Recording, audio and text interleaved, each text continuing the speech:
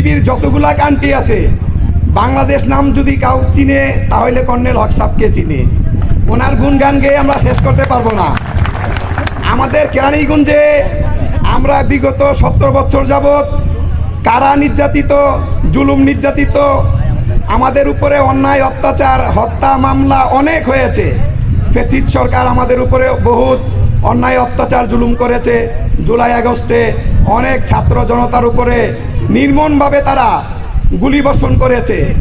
আজকে এই সভাতে আমরা কেন একসাথে হয়েছি যে আমাদের কেরানীগঞ্জে মা মাটির মানুষ কর্নেল হক সাহেব আমাদের জমিন আমরা বেচতে গেলে আমরা জমিন বেচতে পারি নাই, চাঁদাবাজি করছে, আমাদের রেজিস্ট্রি বন্ধ হয়ে গেছে কেরানীগঞ্জে।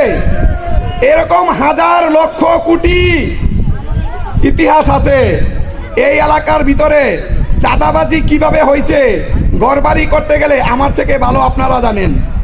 এবং আপনারা এইটার দুর্ভাগ্যবশত হইল আমরা যদি বলি সবাই আমরা এই কম বেশি সাফার করছি, কিন্তু কেউ মুখ খুলে কোনো কথা বলতে পারি নাই। আজকে আমরা এখানে বিশাল একটা আশা নিয়ে আসছি, বিশাল একটা আশা নিয়ে বসে আছি। কর্নেল হক সাহেব ওনার প্রয়োজনে নির্বাচন করতে চায় না, আমাদের কেরানীগঞ্জের মানুষের জন্য, আমাদের ভাগ্যটা পরিবর্তন করার জন্য ওনাই আমাদের পাশে এসে দাঁড়াইছে। এর চেয়ে বেশি আর আমাদের কিছু চাওয়ার নাই। ইনশাল্লাহ ইনশাল্লাহ আমরা আগামীতে এইটা প্রমাণ করে দিব ব্লাডের মাধ্যমে যে হে কর্নেল সাহেব আমাদের প্রয়োজন, আমাদের ভাগ্য নির্ধারণ করার জন্য ওনাকেই দরকার।